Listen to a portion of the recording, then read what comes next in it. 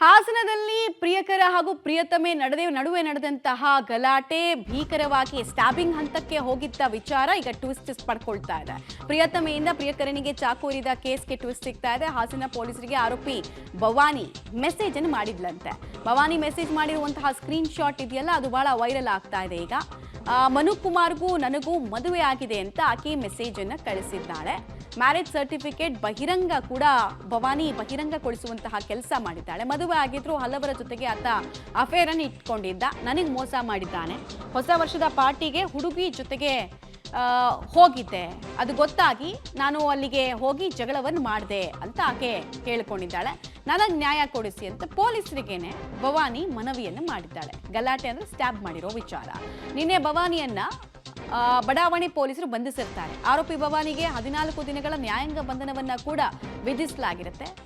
So ಈ ಪ್ರಕರಣದಲ್ಲಿ ಮದುವೆಯ ಟ್ವಿಸ್ಟ್ ಸದ್ಯಕ್ಕೆ ಆರೋಪಿಯಿಂದ ಸಿಗ್ತಾ ಇದೆ. ಭವಾನಿ ಹೇಳೋ ಪ್ರಕಾರ ಮ್ಯಾರೇಜ್ ಸರ್ಟಿಫಿಕೇಟ್ ಇದು, ನನಗೆ ಮದುವೆ ಆಗಿದೆ, ಆದರೂ ನನಗೆ ಅನ್ಯಾಯ ಮಾಡಿ ಬೇರೆ ಹುಡುಗಿಯರ ಸಂಪರ್ಕವನ್ನು ಆತ ಬೆಳೆಸ್ಕೊಂಡಿದ್ದ. ಪದೇ ಪದೇ ಹೇಳಿದ್ರು ಕೂಡ ಆತ ಕೇಳಿರಲಿಲ್ಲ. ಹೀಗಾಗಿ ನಾನು ಈ ರೀತಿ ಕೆಲಸವನ್ನು ಮಾಡಿದೆ, ನನಗೆ ನ್ಯಾಯ ಕೊಡಿಸಿ ನೀವು ಅಂತ ಈಗ ಪೊಲೀಸರಿಗೆ ದುಂಬಾಲು ಬಿದ್ದಿದ್ದಾಳಂತೆ ಆರೋಪಿ ಅನ್ನೋದು ಗೊತ್ತಾಗ್ತಾ ಇದೆ. ಸೊ ಅದಕ್ಕೆ ಸಂಬಂಧಪಟ್ಟಂತಹ ಸ್ಕ್ರೀನ್ ಶಾಟ್ ಇದೆಯಲ್ಲ, ಅದು ಕೂಡ ವೈರಲ್ ಆಗ್ತಾ ಇದೆ. ಅದರಲ್ಲಿ ಆಕೆಯ ವರ್ಷನ್ ಪ್ರಕಾರ ತನಗೆ ಅನ್ಯಾಯ ಆಗಿದೆ, ಆತ ಮನೆಯಲ್ಲಿ ಕೂಡ ಸುಳ್ಳು ಹೇಳ್ತಾ ಇದ್ದ, ನನಗೂ ವಂಚನೆ ಮಾಡಿದ್ದಾನೆ, ಹಲವು ಹುಡುಗಿರ ಜೊತೆಗೆ ಸುತ್ತಾಟವನ್ನು ನಡೆಸ್ತಾ ಇದ್ದ, ಇದೆಲ್ಲ ಸಹಿಸ್ಕೊಳ್ಳೋಕ್ಕಾಗದೆ ಈ ಗಲಾಟೆ ಎಕ್ಸ್ಟ್ರೀಮ್ ಹಂತಕ್ಕೆ ಹೋಯಿತು.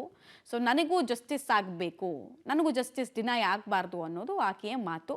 ಆಕೆ ಆಕೆ ಕಳಿಸಿರುವಂತಹ ಒಂದೊಂದು ಮೆಸೇಜನ್ನು ಕೂಡ ನೀವು ಗಮನಿಸ್ತಾ ಇದ್ದೀರಾ, ಏನೇನೆಲ್ಲ ಉಲ್ಲೇಖ ಮಾಡಿದ್ದಾಳೆ ಅಂತ. ಒಂದು ಕಡೆಗೆ, ಇನ್ನೊಂದು ಕಡೆಗೆ ಆರೋಪಿಯನ್ನು ಕೂಡ ನೀವು ಗಮನಿಸ್ತಾ ಇದ್ದೀರಾ.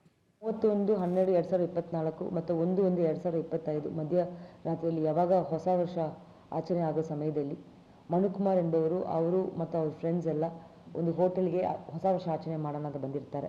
ಅದೇ ಸಮಯದಲ್ಲಿ ಅದೇ ಊರು ಗಡುವಿನಲ್ಲಿ ಊರು ಸೇರಿದ್ದ ಭವಾನಿ ಎಂದ ಹುಡುಗಿ ಅವಳು ಅದೇ ಹೋಟೆಲ್ಗೆ ಬಂದಿರ್ತಾರೆ.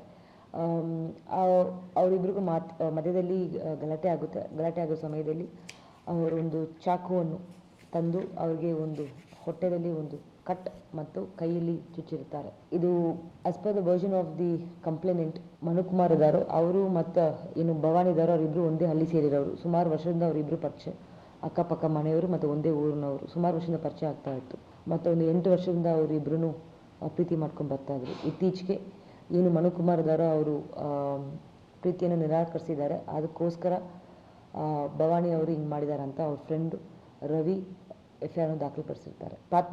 ಡೀಟೇಲ್ಸ್ ಕೊಡ್ತಾರೆ ಶಶಿಧರ್. ಈಗ ಆರೋಪಿ ಬಹಿರಂಗಗೊಳಿಸಿರುವಂತಹ ಮ್ಯಾರೇಜ್ ಸರ್ಟಿಫಿಕೇಟ್ ಯಾವ ಇಯರ್ದು ಒರಿಜಿನಲ್ ಅದು, ಮತ್ತೆ ಪೊಲೀಸರ ತನಿಖೆ ಸದ್ಯಕ್ಕೆ ಹೇಗೆ ಸಾಗ್ತಾ ಇದೆ, ಮತ್ತು ಸ್ಟ್ಯಾಬಿಂಗ್ಗೆ ಒಳಗಾದಂತಹ ವ್ಯಕ್ತಿಯ ಹೆಲ್ತ್ ಕಂಡೀಷನ್ ಏನ್ ಹೇಳ್ತಾ ಇದೆ?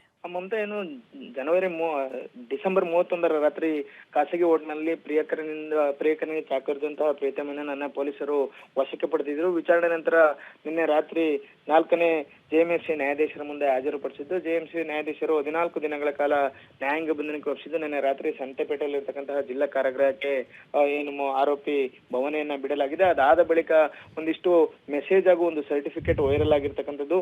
ಇದು ಭವನೆಯ ಪೊಲೀಸರಿಗೆ ಕಳಿಸಿದ್ದಾರೆ ಅಂತ ಹೇಳಲಾಗ್ತಿದೆ.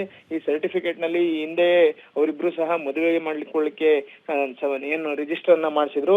2023 ನವೆಂಬರ್ 10ರಂದು ಮದುವೆ ಆಗಿದೆ. ಅದನ್ನ 2024 ಅಕ್ಟೋಬರ್ 25ರಂದು ನೋಂದಣಿ ಮಾಡಿಸಿರೋದಾಗಿ ಈಗ ಒಂದು ಸರ್ಟಿಫಿಕೇಟ್ ವೈರಲ್ ಆಗಿರ್ತಕ್ಕಂಥದ್ದು. ಇದು ಒರಿಜಿನಲ್ ಅಥವಾ ಡೂಪ್ಲಿಕೇಟ್ ಎಂಬುದನ್ನ ಪೊಲೀಸರು ಈಗ ತನಿಖೆಯನ್ನು ಮಾಡ್ತಾ ಇದ್ದಾರೆ. ಆದ್ರೆ ಆ ಮೆಸೇಜ್ ಕಳಿಸಿದ್ರೆ ಏನು ಭವನ ಇದಾರೆ ಅದಷ್ಟು ಒಂದು ನೋವುಗಳನ್ನ ತೋಡ್ಕೊಂಡಿದ್ದಾರೆ. ನನಗೆ ಮದುವೆ ಆಗಿ ಆತ ಮೋಸ ಮಾಡಿದ್ದ, ಬೇರೆಯವರೊಂದಿಗೆ ಅಫೇರ್ ಅನ್ನ ಇಟ್ಕೊಂಡಿದ್ದ, ಮೊನ್ನೆ ನಡೆದಂತಹ ಖಾಸಗಿ ಹೋಟೆಲ್ ಪಾರ್ಟಿಗೂ ಬೇರೆ ಹುಡುಗಿಯೊಂದಿಗೆ ಹೋಗಿದ್ದ, ಹಾಗಾಗಿ ನಾನು ಹೋಗಿ ಅವನೊಂದಿಗೆ ಜಗಳ ಆಡಿ ಚಾಕುವನ್ನ ಹಾಕ್ತೆ ಅಂತೇಳಿ ಆ ಮೆಸೇಜ್ ಅಲ್ಲಿ ಈಗ ವೈರಲ್ ಆಗಿರ್ತಕ್ಕಂಥದ್ದು. ಆದ್ರೆ ಇದಿಷ್ಟು ಭವನಿಯ ಕಳಿಸಿಲ್ಲ ಅಥವಾ ಯಾರು ಅವಳ ಹೆಸರಿನಲ್ಲಿ ಅವರ ಮೊಬೈಲ್ ನಿಂದಲೇ ಬೇರೆಯವರು ಕಳಿಸಿರೋ ಪೊಲೀಸರು ತನಿಖೆಯನ್ನು ಮಾಡ್ತಾ ಇದ್ದಾರೆ. ಒಟ್ಟಿನಲ್ಲಿ ಈ ಪ್ರಕರಣದ ಆರೋಪಿಯಾಗಿದ್ದಂತಹ ಭವನ್ ಏನಿದ್ರೆ ಇದೀಗ ಅವರು 14 ದಿನಗಳ ಕಾಲ ನ್ಯಾಯಾಂಗ ಬಂಧನಕ್ಕೆ ಒಪ್ಪಿಸಿರ್ತಕ್ಕಂಥದ್ದು. ಮಮತಾ, ಧನ್ಯವಾದ ತಮ್ಮ ಮಾಹಿತಿಗಾಗಿ ಶಶಿಧರ್.